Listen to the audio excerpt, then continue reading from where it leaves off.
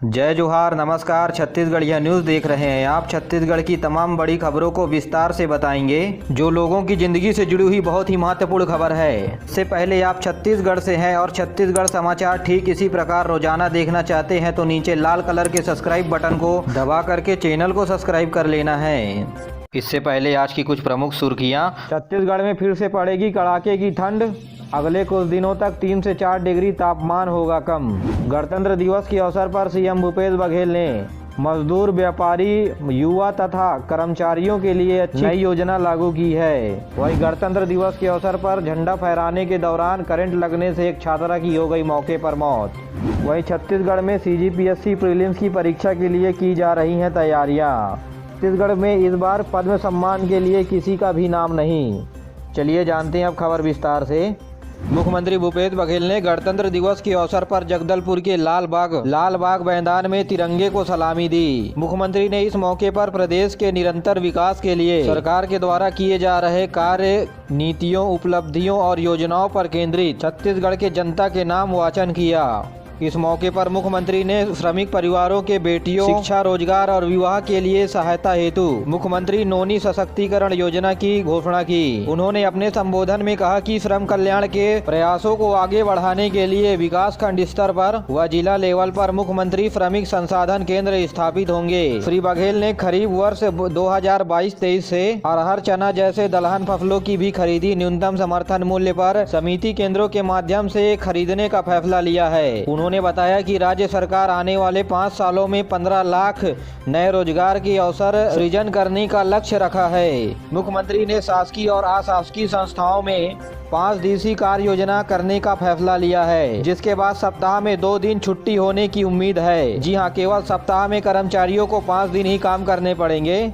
ऐसे में सरकारी कर्मचारियों के लिए अच्छी खबर है, जिसके बाद छत्तीसगढ़ ऐसा करने वाला देश का पहला राज्य बन जाएगा, जहां केवल सोमवार से शुक्रवार तक ही कार्य दिवस गिनी जाएगी और शनिवार तथा रविवार 2 दिन कर्मचारियों के लिए छुट्टी रहेगा। साथ ही मुख्यमंत्री ने कपास को भी न्यूनतम समर्थन मूल्य में खरीदने का फैसला लिया है। छत्तीसगढ़ के समस्त 146 विकास खंडों में ITI कॉलेज खोले जाएंगे। वहीं उन्होंने घोषणा की है कि महिला सुरक्षा के लिए हर जिले में महिला सुरक्षा प्रकोष्ठ बनाया जाएगा। सीएम शहरी स्लम स्वास्थ्य योजना का विस्तार भी किया जाएगा और इस योजना को सभी नगरीय निकायों में शुरू किया जाएगा। साथ ही कर्मचारियों के द्वारा वेतन का अंशदान कर पेंशन के लिए जो राशि जोड़ी जाती है उनका मान भी बढ़ाया जाएगा। जी हाँ, अभी 10% अंश मिल रहा है, जो 4% बढ़ाकर 14% अंशदान कर दिया जाएगा। साथ ही परिवहन विभाग में बड़ा बदलाव करते हुए कहा है कि लाइसेंस बनवाने से पहले बनने वाली लर्निंग लाइसेंस की प्रक्रिया को भी सरलीकरण किया जाएगा। साथ ही परिवहन सुविधा केंद्र भी खोले जाएंगे, जहां आप RTO संबंधित काम आसानी से करवा सकेंगे और इसी वजह से युवाओं को बड़ा रोजगार भी मिलेगा। साथ ही रिहायशी इलाकों में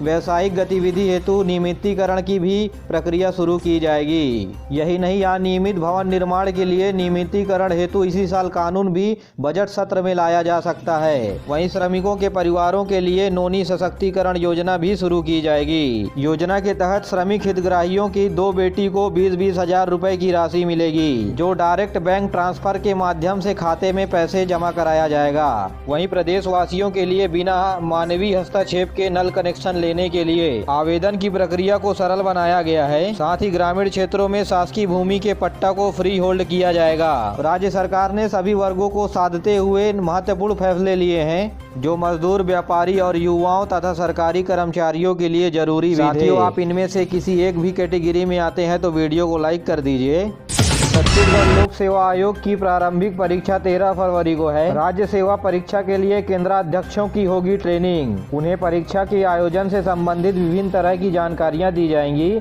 छत्तीसगढ़ लोक सेवा आयोग CGPSC ने इसकी तैयारी की जा रही है। आपको बता दें कि PSC प्रीलिम्स 13 फरवरी को होगी। इसके लिए 17 जिलों में करीब 250 परीक्षा केंद्र बनाए जाएंगे। CGPSC 2021 के तहत 171 पदों पर भर्ती होगी, जिसके बाद करीब 20 विभागों में पदों को बांटा जाएगा। आपको बता दें कि प्रीलिम्स परीक्षा के लिए करीब 1 लाख आवेदन मिले हैं। रायपुर, बिलासपुर, दुर्ग, भिलाई, सूरजपुर, अंबिकापुर, बैकुंठपुर, धमतरी, दंतेवाड़ा, बस्तर, जांजगीर चांपा, जसपुर, कबीरधाम, कोरबा, महासमुंद, रायगढ़, राजनांदगांव, बलौदा बाजार में परीक्षा केंद्र बनाए जाएंगे।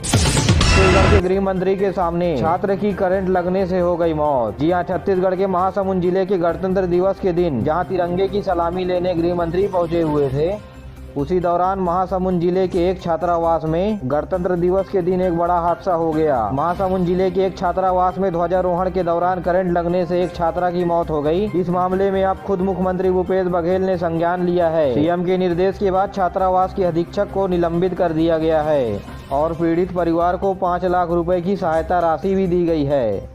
छत्तीसगढ़ को 14 सालों में गणतंत्र दिवस के अवसर पर छत्तीसगढ़ के किसी को भी पद्म सम्मान गणतंत्र दिवस के अवसर पर नहीं मिला। यहाँ देश के कुल 128 हस्तियों को पद्म सम्मान मिला है, लेकिन छत्तीसगढ़िया एक भी नहीं है। जी हाँ, साल 2008 से लगातार साल 2021 तक प्रदेश में किसी न किसी क्षेत्र में लोगों को पद्म सम्मान मिलता रहा है। इस साल अवार्ड नहीं मिलने से कई तरह की चर्चाएं भी हो रही है।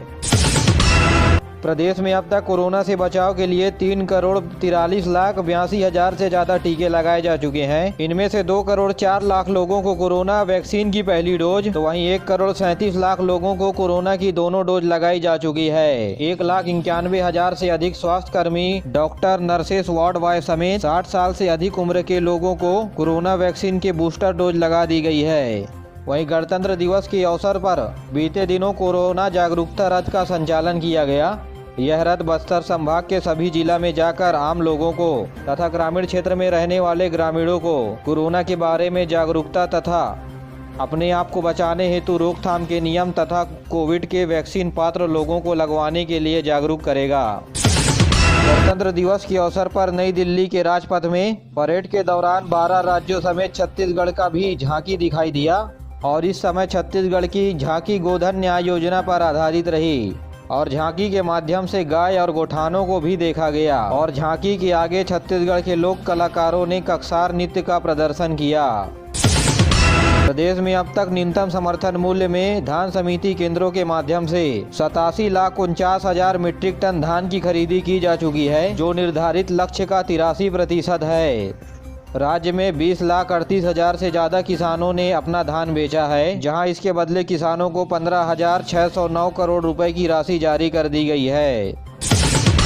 दुर्ग शिक्षा विभाग ने उन कोरोना योद्धाओं को सम्मानित किया जो लॉकडाउन के दौरान उन्हें पढ़ाया बल्कि नवाचार के जरिए शिक्षा से बच्चों को जोड़े रखे। कोरोना में हुए लॉकडाउन के बावजूद भी इन शिक्षकों ने अपने कर्तव्यों के साथ मोहल्ला और ऑनलाइन क्लासेस के माध्यम से बच्चों को पढ़ाया। घर और आंगन में बच्चों को पढ़ाने की चुनौतियों को भी बखूबी पूरा किया। दुर्ग शिक्षा विभाग ने कुल ऐसे 36 शिक्षकों को सम्मानित किया। ई कॉमर्स कंपनी अमेजॉन, जिसे ऑनलाइन डिलीवरी के माध्यम से सामान खरीदी और बिक्री के लिए जाना जाता है, इस दौरान गणतंत्र दिवस के अवसर पर अमेजॉन ने अपने प्रोडक्ट जूते पर भारतीय ध्वज की तस्वीर लगाकर तिरंगे का अपमान किया है, जिसके बाद यह तस्वीर छत्तीसगढ़ के चैम्बर ऑफ कॉमर्स के अध्यक्ष के नजर पर पड़ी। फिर अध्यक्ष के द्वारा रायपुर में अमेजॉन के खिलाफ FIR दर्ज कर दी गई है और मध्य प्रदेश के गृह मंत्री भी इस पर चिंता जताते हुए FIR दर्ज करने के आदेश दिए हैं।